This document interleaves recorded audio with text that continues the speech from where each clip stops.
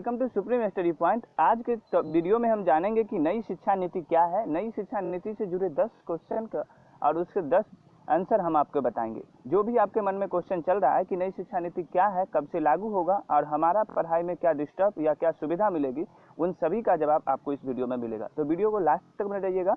चलिए स्टार्ट करते हैं। सबसे पहला प्रश्न जो आपके मन में चल रहा होगा वह यह है कि राष्ट्रीय शिक्षा नीति 2020 में बताए गए वह सुधार बदलाव कैसे लागू होंगे। तो इसका आंसर है नई शिक्षा नीति यानी कि NEP। इसका फुल फॉर्म बताया जाएगा कि में अभी शिक्षा सुधारों के सुझावों को मंजूरी मिली है। इन सुधारों का क्रियान्वयन होना बाकी है। जरूरी नहीं है कि नई शिक्षा नीति के सभी सुझाव मान ही लिए जाए, क्योंकि शिक्षा एक समवर्ती विषय है जिस पर केंद्र व राज्य सरकार दोनों कानून बना सकती है। नई शिक्षा नीति में शिक्षा के सुधार में जो बदलाव हुए हैं वो राज्य सरकार व केंद्र के सहयोग से लागू किए जाएंगे। दूसरा प्रश्न यह उठता है कि क्या बोर्ड की परीक्षाएं होंगे या नहीं होंगी। जैसे कि अभी वर्तमान में 10th क्लास में 12th क्लास में बोर्ड एग्जाम होता है, वह एग्जाम होगा या नहीं होगा। तो नई शिक्षा नीति में 10वीं और 12वीं कक्षा की बोर्ड परीक्षाओं में बड़े बदलाव किए गए हैं। बोर्ड की परीक्षाएं होंगी, लेकिन इनके महत्व को कम किया जाएगा। साल में 2 बार बोर्ड परीक्षाएं होंगी, लेकिन विद्यार्थियों पर अब बोर्ड परीक्षाओं का दबाव कम हो जाएगा। विद्यार्थियों को रटने की प्रवृत्ति को कम करने के लिए विषयों के कॉन्सेप्ट और ज्ञान को महत्व दिया गया है। विद्यार्थियों को बोर्ड परीक्षाएं पास करने के लिए कोचिंग की जरूरत नहीं होगी। बोर्ड परीक्षाओं को 2 हिस्सों में वस्तुनिष्ठ और व्याख्यात्मक श्रेणियों में विभाजित किया गया है। परीक्षा में मुख्य जोर ज्ञान के परीक्षण पर होगा, ताकि छात्रों में रटने की प्रवृत्ति खत्म हो। विभिन्न बोर्ड आने वाले वक्त में बोर्ड परीक्षाओं के प्रैक्टिकल मॉडल तैयार करेंगे। नई शिक्षा नीति के तहत कक्षा 3, 5 एवं 8वीं में भी परीक्षाएं होंगी। 10वीं व 12वीं की बोर्ड परीक्षाएं बदले स्वरूप में होगी। बोर्ड परीक्षाओं को लेकर यह अहम बदलाव 2022 से 2023 वाले सत्र से लागू करने की मंशा है। दरअसल 10+2 की जगह नई शिक्षा नीति में 5+3+3+4 की बात की गई है। अब अगला प्रश्न यह आ रहा है कि नया सवाल कि 5+3+4 फॉर्मेट क्या है। तो उत्तर इसका यह होगा कि नई शिक्षा नीति में 10+2 की जगह पर सरकार 5+3+3+4 का फार्मूला लाई है। इसमें 5 का अर्थ है कि 3 साल प्री स्कूल के और उसके बाद 2 साल पहली और दूसरी कक्षा के, तथा 3 का अर्थ है तीसरी, चौथी और 5वीं कक्षा। इसके बाद के 3 का अर्थ है 6ठी, 7वीं और 8वीं कक्षा। आखिर वाले 4 का अर्थ है 9वीं, 10वीं और 11वीं और 12वीं कक्षा। अब अगला प्रश्न यह बनता है कि नई शिक्षा नीति के दौरान यह सरकार ने यह कहा है कि उच्च शिक्षण संस्थान और नेशनल रिसर्च फाउंडेशन प्रत्येक जिले में घोषित बनाया जाएगा। तो क्या है इसका आंसर देखिए। नई शिक्षा नीति में शोध के लिए नेशनल रिसर्च फाउंडेशन स्थापित करने की बात कही गई है। उच्च शिक्षण संस्थानों को बहुविषयक संस्थानों में बदला जाएगा। 2030 तक हर जिले में एक उच्च शिक्षण संस्थान स्थापित किया जाएगा।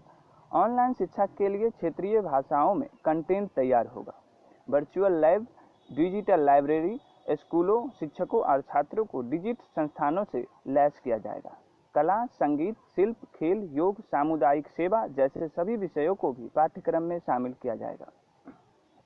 अब 6ठी कक्षा से ही बच्चों को प्रोफेशनल और स्किल की शिक्षा दी जाएगी। स्कूल में ही बच्चे को नौकरी के जरूरी प्रोफेशनल शिक्षा दी जाएगी।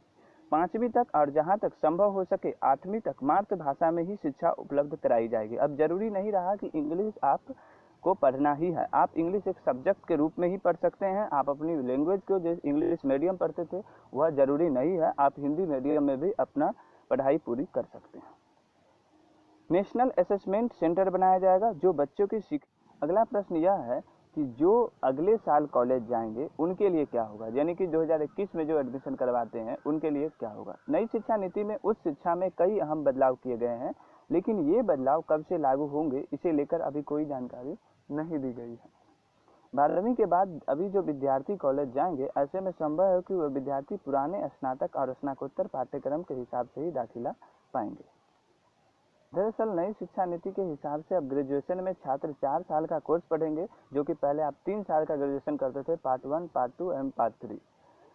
छात्र अगर कोर्स बीच में छोड़ देते हैं तो उनको ड्रॉप आउट घोषित नहीं किया जाएगा, यानी कि यह नहीं घोषित किया जाएगा कि आपने पढ़ाई छोड़ दिया, आपको कोई भी मार्कशीट या नहीं दिया जाता है जो कि आप पार्ट 1 में या पार्ट 2 में छोड़े। आप अगर ग्रेजुएशन में एडमिशन करवाते हैं तो आपको पार्ट 3 तक का एग्जाम देना ही पड़ता है, लेकिन अब ऐसा कोई सिस्टम रहेगा। ग्रेजुएशन 4 साल का होगा, जिसमें आप 1 साल या 2 साल पर पढ़ाई छोड़ना चाहते हैं तो वहाँ तक का आपका मार्कशीट बना के दे दिया जाएगा।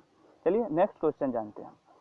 चलिए एक महत्वपूर्ण जो आपका क्वेश्चन होगा मन में कि नई शिक्षा नीति में और क्या महत्वपूर्ण बदलाव हुए, ये तो जान गए। अगला महत्वपूर्ण बदलाव देखिए कि नई शिक्षा नीति में स्कूल शिक्षा और उच्च शिक्षा में 10 बड़े सुधारों पर मुहर लगाई गई है। प्री प्राइमरी शिक्षा के लिए एक विशेष पाठ्यक्रम तैयार होगा। इसके तहत 3 से 6 साल तक की आयु के बच्चे आएंगे। 2025 तक कक्षा 3 तक के छात्रों को मूलभूत साक्षरता तथा अंक ज्ञान सुनिश्चित किया जाएगा। मिडिल कक्षाओं की पढ़ाई पूरी तरह बदल जाएगी। कक्षा 6 से 8 के बीच विषयों की पढ़ाई होगी। फीस पर नियंत्रण के लिए तंत्र तैयार होगा। केंद्रीय विश्वविद्यालय, राज्य विश्वविद्यालय, डीम्ड विश्वविद्यालय और प्राइवेट विश्वविद्यालय के लिए एक ही नियम होगा। कहीं ज़्यादा कहीं कम फीस जो यह सिस्टम चल रहा है कॉलेजों का, बहुत से कॉलेज में मन बढ़ू अपना पैसा भी ले लेता है विद्यार्थियों से, यह सभी जो है बंद हो जाएगा। नई शिक्षा नीति में टेक्नोलॉजी और ऑनलाइन एजुकेशन पर जोर दिया गया है। हर जिले में कला, कैरियर और खेल संबंधी गतिविधियों में भाग लेने वाले के लिए एक विशेष बोर्डिंग स्कूल के रूप में बाल भवन स्थापित किया जाएगा। मानव संसाधन विकास मंत्रालय, जो अब बन गया है MHRD, का नाम बदलकर शिक्षा मंत्रालय किया गया है। विद्यार्थियों को स्कूल के सभी स्तरों और उच्च शिक्षा में संस्कृत को एक विकल्प के रूप में चुनने का अवसर दिया जाएगा। नई शिक्षा नीति में विदेशी विश्वविद्यालय को भारत में कैंपस खोलने की अनुमति मिलेगी। तो उम्मीद करते हैं आपको नई शिक्षा नीति का संपूर्ण जानकारी प्राप्त हो गया होगा। अगर यह जानकारी आपको अच्छा लगा होगा तो वीडियो को लाइक कर दीजिए। हमारे चैनल पर पहली बार आए हैं तो चैनल को सब्सक्राइब कर लीजिए। मिलते हैं एक नए वीडियो में एक नए टॉपिक के साथ।